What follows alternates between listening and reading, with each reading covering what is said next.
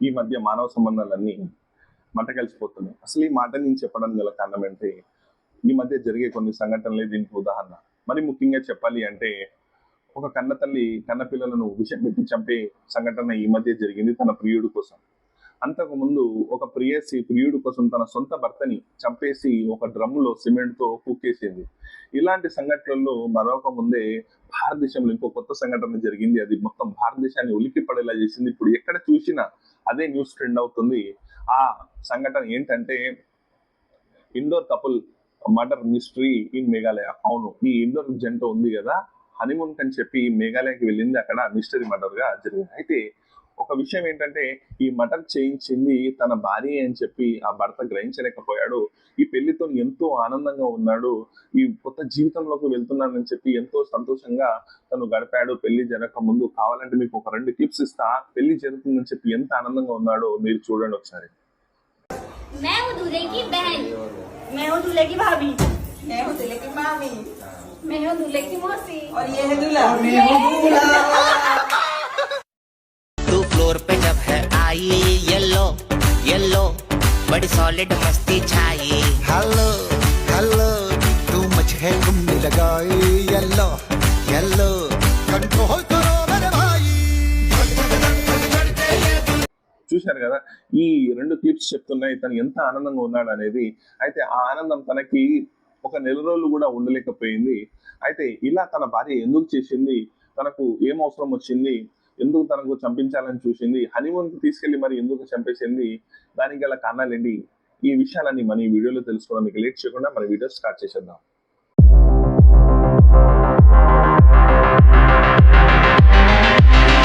Hi friends, welcome back to my channel Syed talks.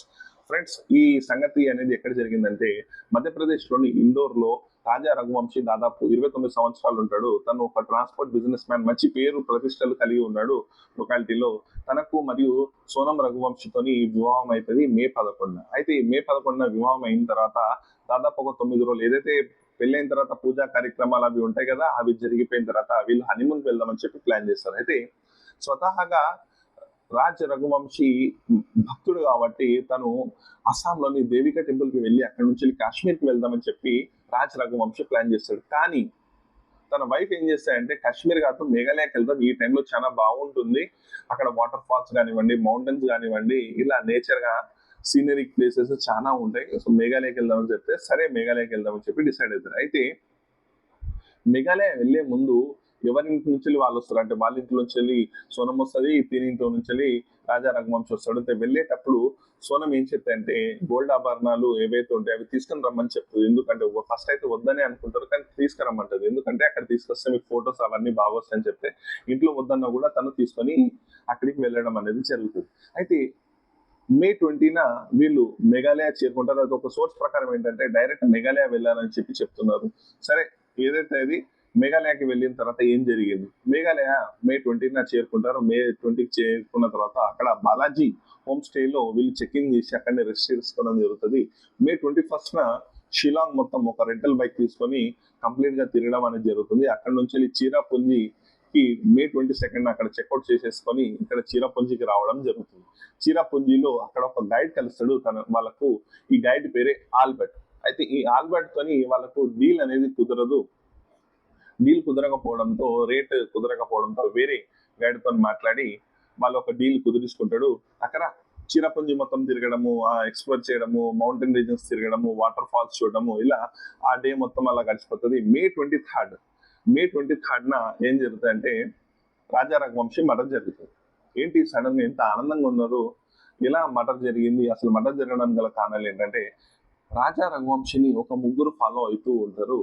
వాళ్ళు రాజా రఘువంశీ ఎప్పుడైతే మేఘాలయ వస్తాడో వాళ్ళ వెనకాలే ముగ్గురు ఫాలో అవుతూ ఉంటారు. వాళ్ళు ఎక్కడికి వెళ్ళినా ఏం చేసినా ఆ ముగ్గురు ఉంటారు.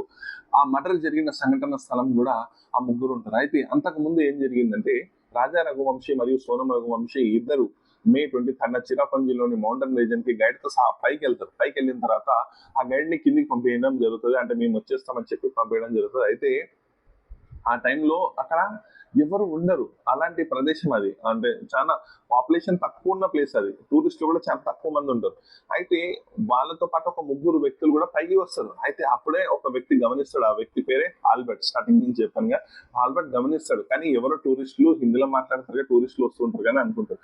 అయితే కాసేపటి తర్వాత అక్కడ మర్డర్ జరుగుతుంది. తనని ఎవరు లేని సమయం చూసి తను ఎంత నుంచి బలంగా రాడుతో కొట్టడము, మళ్ళీ ముంగటి నుంచి బలంగా రాడుతో కొట్టడం, దాని తర్వాత తనని బాగా కొట్టి ఆ లోయలో పడడం జరుగుతుంది. దాని తర్వాత సోనం యొక్క జాకెట్ కూడా అక్కడ పడిపోయి ఉంటది రక్తపు మరుగులలో. దాని తర్వాత వాళ్ళ యొక్క కనెక్షన్ అనేది మొత్తంగా తెగిపోతుంది. ఫోన్ కూడా పలగొట్టడం జరుగుతుంది సోనం. అయితే ఫోన్ ఈ కొట్టక ముందు కొంత సమయం ముందు వాళ్ళ పేరెంట్స్ మాట్లాడడం జరుగుతుంది రాజ్ రఘువంశీ. అయితే అప్పుడు ఆ పేరెంట్స్ తో మాట్లాడినప్పుడు తను ఏదైతే ఆభరణాలు వేసుకొని ఉన్నాడో అవన్నీ ఎందుకు పట్టుకెళ్ళావు, నేను వద్దని చెప్పాను కాబట్టి వాళ్ళ అమ్మ అంటుంది. అయితే సోనం తీసుకురమ్మని చెప్పి వాళ్ళ అబ్బాయి చెప్తారు. అయినప్పటికీ వద్దు, ఇవన్నీ తీసి పెట్టేయి, దీనివల్ల దొంగతనాలు ఇంకేదైనా సంఘటనలు జరగవచ్చు అని చెప్పి చెప్పడం జరుగుతుంది. అయితే అప్పుడే వాళ్ళ అమ్మకు కూడా అనుమానం వస్తుంది, ఎందుకు అలా చెప్పింది సోనం, ఇవన్నీ ఎందుకు పట్టుకురమ్మని చెప్పి. అయితే ఈ మర్డర్ జరిగింది. అసలు ఈ మర్డర్ చేయడానికి సోనం గల కారణాలు ఏంటి అంటే, ముఖ్యంగా చెప్పాలంటే సోనంకి అఫైర్ ఉండడం. సోనంకి ఇద్దరు అన్నయ్యలు ఉన్నారు. ఆ ఇద్దరు అన్నయ్యలలో పెద్ద అన్నయ్య దగ్గర ఒక ఫుడ్ ఫ్యాక్టరీ ఉంది. ఆ ఫుడ్ ఫ్యాక్టరీలో రాజ్ కుష్వా పనిచేస్తూ ఉంటాడు. అయితే రాజ్ కుష్వాకు సోహంకు మంచి సంబంధాలు ఏర్పడి ఆ సంబంధం కాస్త ప్రేమగా మారి వాళ్ళిద్దరు రిలేషన్ లో ఉంటారు. అయితే ఆ రిలేషన్ ని బయట పెడితే ఎక్కడ రాజ్ కుష్వాని జాబ్ లోకి వెళ్ళి తీసేస్తారో, లేకుంటే తనని ఇక్కడి నుంచి వెళ్ళగొట్టడం అనేది జరుగుతుందో అని చెప్పి భయపడి ఈ సంబంధం ఒప్పుకోరని చెప్పి ఏం చేస్తుంది సోనం కూడా సైలెంట్ గా ఉంటుంది. ఎప్పుడైతే రాజా రఘువంశీ సంబంధం వస్తుందో దాన్ని సంతోషంగా స్వీకరించి తనను ఇక్కడ తీసుకొచ్చి చంపేసిన తర్వాత తను విధవ అయిపోతుందిగా విడోని పెళ్లి చేసుకోవడానికి ఎవరు ముందుకు రారుగా. అలాంటి టైంలో తినని తీసుకొస్తే అప్పుడు ఫ్యామిలీ మొత్తం యాక్సెప్ట్ చేస్తారు. ఎందుకంటే స్వతహాగా రాజ్ కుష్వా తక్కువ క్యాస్ట్ కలిగి ఉన్నాడు, ప్లస్ దాంతో పాటు తను ఎక్కువ సంపాదన లేనివాడు, పేదవాడు, ఎలాగూ యాక్సెప్ట్ చేయరని చెప్పి ప్లాన్ చేస్తుంది. ఏం ప్లాన్ చేస్తుంది అంటే, రాజ్ కుష్వాకి తన ఫ్రెండ్స్ ముగ్గురిని హైర్ చేయమని చెప్తుంది. వాళ్ళకు ఒక 20 lakhs ఇద్దాము, ఈ ప్లేస్ తీసుకెళ్దాం, ఇక్కడ మర్డర్ చేస్తే దొరకని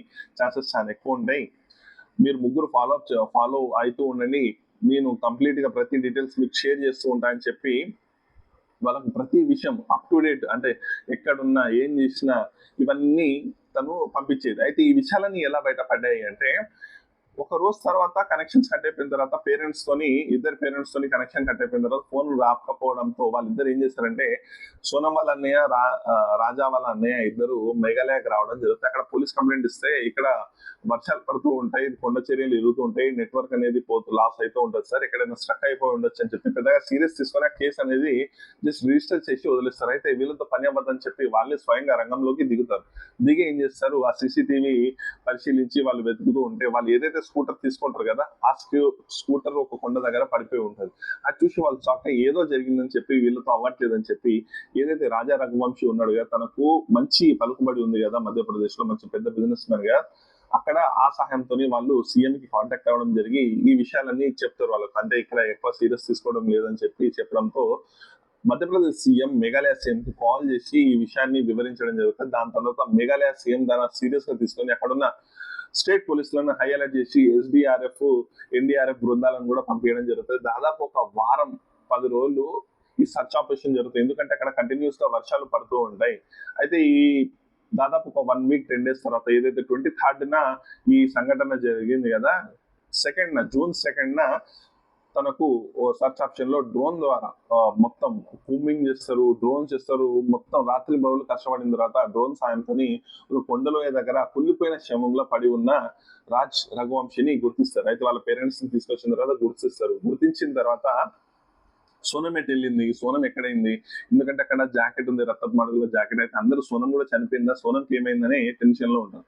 అయితే పోలీస్ వాళ్ళు దాని తర్వాత వీళ్ళు వచ్చిన డేటా మొత్తం, ట్రాక్ రికార్డ్ మొత్తం చూస్తారు, ఎక్కడ వచ్చారు, ఎక్కడ స్టే చేశారు, ఎక్కడెక్కడ తిరిగారు, ఇవన్నీ చెక్ చేస్తూ ఉంటే తను ఫోన్ ని కూడా డిస్ట్రాయ్ చేసింది. ఆ ఫోన్ ని కూడా తీసుకొని ల్యాబ్ కి పంపించినందున అక్కడ నుంచి డేటా మొత్తం రావడం అనేది జరుగుతుంది. ఆ డేటాలో ఏం తెలుస్తాయంటే, తను రాజ్ కుష్వాతో ఎప్పటికీ టచ్ లో ఉన్నట్టు, హనీమూన్ కి వచ్చిన తర్వాత కూడా టచ్ లో ఉన్నట్టు, వాళ్ళతోని ప్రైవేట్ చాట్ ఉన్నట్లు, దాంతో పాటు వాళ్ళ ఒక రిలేషన్ లో ఉన్నట్టు చాట్ ఉండడం, దాంతో పాటు హనీమూన్ కి వచ్చిన తర్వాత కూడా అప్డేట్స్ ఎప్పటికప్పుడు పంపడం, లైవ్ లొకేషన్స్ పంపడం, దాంతో పాటు మర్డర్ జరిగే కొంత సమయం ముందు కూడా రాజ్ పుష్పతో మాట్లాడడం, మెసేజ్ చేయడం, ఇవన్నీ పోలీసులు చూసి వాళ్ళొక నిర్ధారణకు వస్తారు.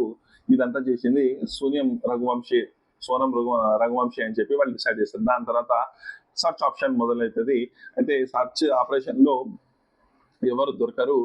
దాదాపు ఒక 4-5 రోజుల తర్వాత నలుగురు నుంచి ఒక ముగ్గురు ఎవరైతే మర్డర్ చేశారో ఈ ముగ్గురులో ఇద్దరు దొరుకుతారు. అందులో ఆనంద్, దాంతో పాటు ఆకాష్, విశాల్, ఈ ముగ్గురులో ఇద్దరు దొరుకుతారు. దాంతో పాటు రాజ్ పుష్ప కూడా దొరికిపోవడం జరుగుతుంది. అయితే ఈ రాజ్ పుష్పను ఈ ముగ్గురిని వాళ్ళ స్టైల్లో, పోలీసుల స్టైల్లో ప్రశ్నిస్తే అప్పుడు సోనమే ఇదంతా చేసిందని చెప్పి వాళ్ళు ఒప్పుకుంటారు. అయితే నెక్స్ట్ డే ఏదైతే June 9th ఉందో అర్ధరాత్రి టైంలో తను యూపీలోని గజియాపూర్కి అక్కడ ఒక డాబా దగ్గరికి వెళ్ళి నా పరిస్థితి ఇది, ఒకసారి నేను మా పేరెంట్స్ కి ఫోన్ చేస్తానంటే తను అనుమానంతోనే ఇస్తాడు. అంటే మొత్తం అడ్రస్ నిద్ర లేక ఉండడం అన్నట్లు తను బిహేవియర్ ఉంటుంది. అయితే తనకు ఫోన్ ఇస్తాడు. తను వాళ్ళ అన్నయ్యకి ఫోన్ చేసి నేను ఇక్కడ ఉన్నానని చెప్తే సరే అని చెప్పి వాళ్ళ అన్నయ్య పెట్టేసి ఎమ్మడే పోలీసులకు ఫోన్ చేయడం జరుగుతుంది. ఇన్ఫర్మేషన్ ఇచ్చేస్తాడు. దాని తర్వాత ఎవరైతే ఫోన్ ఇచ్చారో సాహిల్ అనే ఓనర్, డాబా ఓనర్ కి ఫోన్ చేసి తను మా సిస్టర్ ఎక్కడ పంపించకు, వెంటనే పోలీసులకు ఫోన్ చేయంటే వెంటనే పోలీసులు కూడా వస్తారు. వచ్చి తనను కస్టడీకి తీసుకొని వెళ్ళిపోయి ఉంటారు. అయితే ఈ కేసు మొత్తం డీల్ చేసింది ఎవరు? మేఘాలయ పోలీస్ కదా. అయితే యూపీ పోలీసులతో ట్రాన్సిట్ కస్టడీ వాళ్ళని అడిగితే, ట్రాన్సిట్ అంటే అక్కడ నుంచి వేరే ప్లేస్ అంటే ఏ స్టేట్ అయితే ఎంక్వైరీ చేసిందో వాళ్ళకు ఇచ్చేయడం అనేది జరుగుతుంది. వాళ్ళు కొన్ని క్వశ్చన్స్ అడుగుతారు. ఇవన్నీ అడిగేసరికి తన ఆన్సర్ చెప్పలేకపోతే అయితే మేఘాలయ పోలీసులు కూడా ఇదంతా చేసింది తిని సోనమే అని చెప్పి, సోనం రఘువంశీ అని చెప్పి వాళ్ళు డిక్లేర్ చేస్తారు. అయితే దీని నుంచి ఇరు కుటుంబాలు, రాజా రఘువంశీ కుటుంబము మరియు సోనం కుటుంబం ఇద్దరు నమ్మరు. ఎందుకంటే సోనం అలా ఉంటుంది. వీళ్ళతో కూడా స్వతహాగా ఎవరు నమ్మరు. సోనం అంటే చాలా మంచి పిల్ల, చాలా అమాయకమైన పిల్ల, ఇలాంటి పనులు చేయదు, మాతో కూడా చాలా కలిసిమెలిసి ఉంది, ఇలాంటి అమ్మాయి ఖచ్చితంగా మా అబ్బాయిని చంపదు, మీరు దీనిపైన దర్యాప్తు సిబిఐ వరకు వెళ్ళండి అని చెప్పి రాజా రఘువంశీ వాళ్ళ అమ్మ కూడా చెప్పడం జరుగుతుంది. కానీ ఒకవేళ సోనం కనుక చేసినట్లుంటే తనను ఉరి తీయాలి, పనిష్ చేయాలని చెప్పి చెప్పడం జరుగుతుంది. ఇటు సోనం వాళ్ళ ఫాదర్ కూడా ఏం చెప్తాడంటే, లేదు మా అమ్మాయి ఇలా చేయదు, మీకు ఎవ్వరు దొరకపోయేసరికి మా అమ్మాయిని మీరు ఇరికిస్తున్నారు, ఖచ్చితంగా ఇది సిబిఐ ఎంక్వైరీకి వెళ్ళాలని చెప్పి వాళ్ళు డిమాండ్ చేయడం జరుగుతుంది. కానీ ఇక్కడ పోలీసెస్ ఏం చెప్తున్నారంటే, మేఘాలయ స్టేట్ పోలీస్ ఆధారాలన్నీ తనకు అగెన్స్ట్ గా ఉన్నాయి, మేము ఎంక్వైరీ చేస్తున్నామని చెప్పి చెప్పడం జరుగుతుంది. ఇలాంటి ఆడవాళ్ళని ఏమనాలి? వీళ్ళ ఆడవాళ్ళ, లేకుంటే మాటలు కూడా రావట్లేదు. ఇలా మీరు ఒకవేళ మీకు ఎవరైనా ప్రేమిస్తే ఆ ప్రేమించిన అబ్బాయిని పెళ్లి చేసుకోండి. ఎందుకంటే చంపడంలో ఉండే ధైర్యము చెప్పడంలో ఎందుకు లేదు మీకు? లేకుంటే పెళ్లి చేసుకోకండి. పెళ్లి చేసుకుని ఇంకో ఆప్షన్ ఉంది, తనని డైవర్స్ అడిగి డైవర్స్ తీసుకోండి. ఏ మొగాడు ఉండడు. తను వేరే వాడిని ఇష్టపడుతున్నా అంటే ఏ మొగాడు ఉండడు. కానీ అనవసరంగా ఒక పేరెంట్స్ అబ్బాయిని ఎందుకు చంపడం? అంటే ఒక కన్నతల్లి పిల్లలే కదా, ఆ బాధ ఎలా ఉంటుంది ఆ కన్న వాళ్ళకే తెలుస్తుంది. ఎందుకంటే ఒక కొడుకుని, ఒక బిడ్డని ఎవరు మాత్రం చెప్పకండి. మీరు చూద్దాం ఇంకేం జరుగుతుందో, ఎలాంటి విషయాలన్నీ బయటపడతాయో. ఈ విషయాలన్నీ మీకు ఈజీగా కమ్యూనికేట్ అయ్యేలా చెప్పానని చెప్పి నేను ఆశిస్తున్నాను. నా వీడియో కనుక మీకు నచ్చినట్లయితే ప్లీజ్ లైక్, షేర్, కామెంట్ చేయండి. ఇంతసేపు చూశారంటే ఖచ్చితంగా నచ్చిందని అనుకుంటున్నాను. ప్లీజ్ లైక్ చేయండి, సబ్స్క్రైబ్ చేయడం మాత్రం మర్చిపోకండి. నెక్స్ట్ టాపిక్ లో మళ్ళీ కలుద్దాం. Thanks for watching guys. Bye bye.